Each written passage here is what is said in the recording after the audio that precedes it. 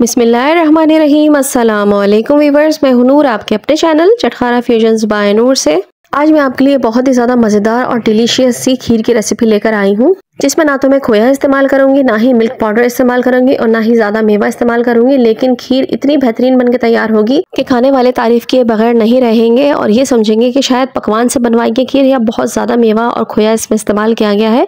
लेकिन इसे मैं लो बजट खीर कहती हूँ, क्योंकि इसमें कुछ भी एक्स्ट्रा हम नहीं डालते, लेकिन खीर ऐसी बनती है जैसे उसमें भरपूर खोया और मेवा इस्तेमाल किया गया हो। तो चलिए फिर हम ये सादी सी सिंपल सी झटपट बनने वाली खीर को शुरू करते हैं।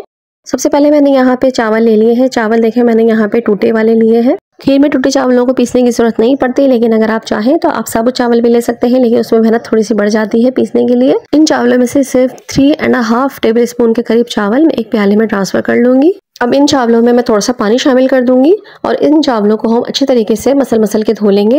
इन चावलों को आप 2 से 3 पानी से जरूर लाजमी धोइएगा। ये देखिए 2 से 3 मरतबा मैंने चावलों को अच्छी तरीके से धो लिया है। इनको भिगाने की बिल्कुल भी जरूरत नहीं है। अब मैं इनको बॉईल करने के लिए रख दूंगी। किसी देगची में इन चावलों को डाल के 1 गिलास पानी शामिल करके उसको बॉईल होने के लिए रख दीजिए और बहुत सॉफ्ट सा हमें इनको बॉईल करना है। यहाँ पे मैंने 1 लीटर के करीब दूध ले लिया था। मैंने पैकेट वाला दूध इस्तेमाल किया है। आप चाहें तो आप डेयरी का या फिर कोई सा भी मिल्क यूज कर सकते हैं, लेकिन कोशिश करिएगा कि दूध चिकना ना हो ज़्यादा। यहाँ मैं आपको याद दिलाती चलूँ कि अगर आपको मेरी वीडियो अच्छी लग रही है तो वीडियो को लाइक कर दीजिए, और अगर अभी तक मेरे चैनल को आपने सब्सक्राइब नहीं किया है तो मेरे चैनल को भी सब्सक्राइब कर लीजिए। दूध को उबाल आ चुका था और दूध गर्म हो चुका है। चावल भी हमारे बॉयल हो चुके हैं। चावलों को इस तरह से देखिए पानी निथारने के बाद यहाँ पे हमें सिर्फ चावलों को ऐड करना है। चावल अच्छी तरह से सॉफ्ट हो चुके हैं। बस ये तमाम चावल मैं इस दूध में शामिल कर दूंगी।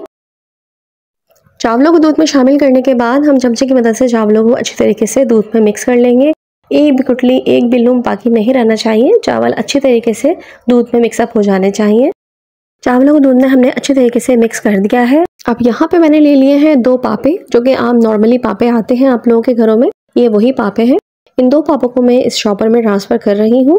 ट्रांसफ़र करने के बाद मैं एक कुटनी की मदद से इन पापों को अच्छी तरीके से कूट लूँगी।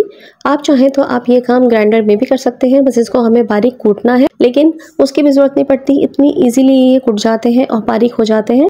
ये देखिए इस तरह से आप कुटनी से कूटेंगे तो ये बहुत ईजिली कूट जाएंगे और बारीक सा पाउडर इनका बनाना है हमें। ये देखिए पापों को हमने बहुत बारीक सा पीस लिया है। इस तरह से हमने कूट के बारीक सा पाउडर इसका बना लिया है। बिल्कुल भी मोटे वाले टुकड़े नहीं रहने चाहिए पापों के, वरना वो बुरे लगेंगे, वो मुंह में आएंगे तो अच्छे नहीं लगेंगे। यहाँ पे मीडियम लो फ्लेम पर दूध हमारा पक रहा है, जिसमें हम चावल डाल चुके हैं पहले से ही। एक बात का ख्याल रखिएगा कि चावल डालने के बाद खीर को इसी तरह से छोड़ना नहीं है, बल्कि बीच बीच में आपने लाजमी स्पून स्टिर करना है इसमें, वरना चावल अगर नीचे में पैंदे में बैठ जाते हैं तो वो जल भी सकते हैं। इस तरह से वक्फे से आपने 1 से 2 मिनट में चमचा चलाते रहना है। अब जो पापों का चूरा हमने पीस के रखा था वो हम इसमें ट्रांसफ़र कर देंगे। मैं यहाँ पे सारे इकट्ठे डाल रही हूँ। आप चाहें तो आप इसको हाफ करके भी डाल सकते हैं। पापों का चूरा ऐड करने के बाद इसको हम अच्छे तरीके से मिक्स कर लेंगे। इसमें भी गुठली नहीं रहनी चाहिए और इसमें किसी चीज़ के डरने की बात नहीं होती। अगर गुठली बन भी गई इसमें तो ये बहुत इजीली डिज़ोल्व हो जाएंगे, क्योंकि ये पापे हैं, जैसे जैसे पकेंगे वैसे वैसे सॉफ्ट होते चले जाएंगे और एकदम डिज़ोल्व हो जाएंगे ये खीर के अंदर, और कोई पहचान भी नहीं सकेगा कि आपने इसमें खोया नहीं बल्कि पापे शामिल किए हैं।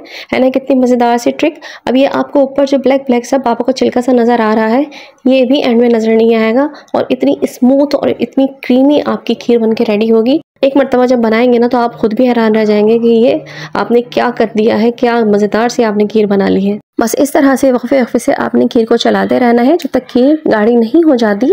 मीडियम लो फ्लेम पर हमने इसको चूल्हे पर पकाना है। अब एक पैन में 1/2 कप के करीब मैं चीनी शामिल कर दूंगी। आप चाहें तो आप चीनी को कम भी रख सकते हैं अगर आप कम खाते हैं।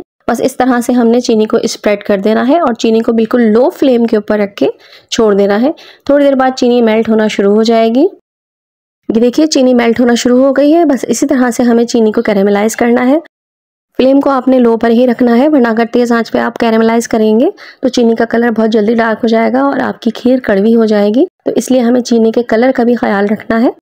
ये देखिए 8 से 10 मिनट लगेंगे, चीनी हमारी मुकम्मल तौर पर घुल जाएगी, कैरेमलाइज हो जाएगी। बस इस तरह से हमने कलर लाना है। कलर आप चेक कर लीजिए, कलर इस तरह से आपका चीनी का सुनहरा होना चाहिए।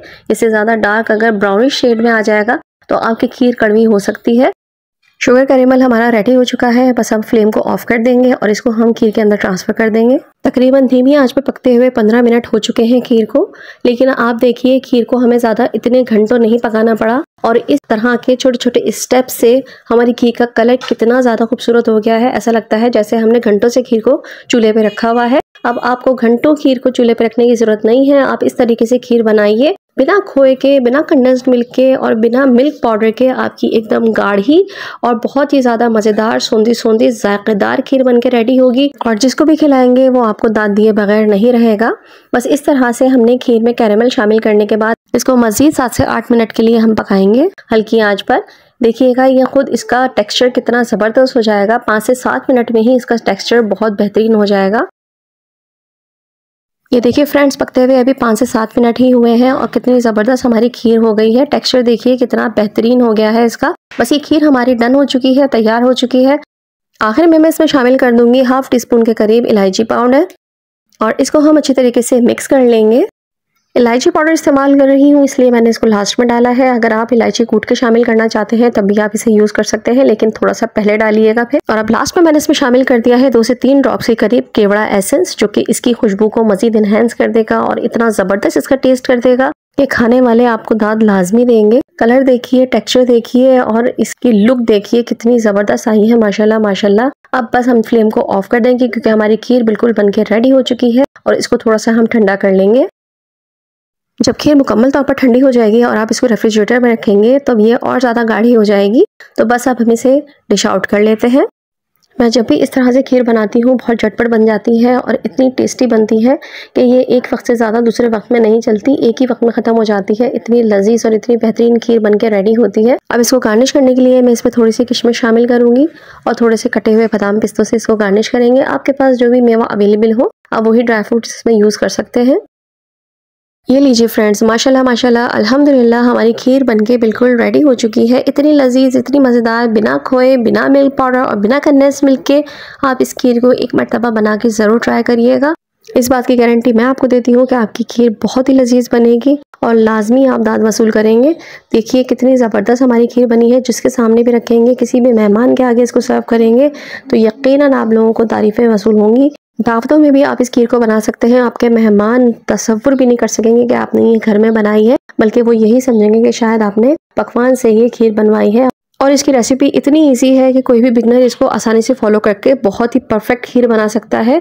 सो फ्रेंड्स, उम्मीद है कि आपको मेरी ये रेसिपी अच्छी लगी होगी। रेसिपी अच्छी लगी है तो रेसिपी को लाइक कर दीजिए और आगे फ्रेंड्स एंड फैमिली में शेयर भी कर दीजिएगा। और अगर आप मेरे चैनल पर नए हैं, चैनल को अभी तक सब्सक्राइब नहीं किया है तो please do subscribe my channel, क्योंकि मेरे चैनल पर इसी तरह से यूनिक, सिंपल, इजी और डिफरेंट सी रेसिपीज़ आती रहती हैं। ख़ास तौर पर मैं कोशिश करती हूँ कि अपनी रेसिपी को डिटेल में आप लोगों के साथ शेयर कर सकूँ ताकि कोई भी बिगनर उसको ईजिली फॉलो कर सके। तो चलिए फिर नूर को अपनी दुआ में ज़रूर याद रखिएगा। अल्लाह ताला हम सब के रिस्क में बरकत अता फरमाए, हम सबको नेक रास्ते पे चलने की और नेकियां करने की तौफीक अता फरमाए। आमीन सुमा आमीन। चलिए फिर मुझे इजाज़त दीजिए। अल्लाह हाफिज़, अल्लाह निगहबान।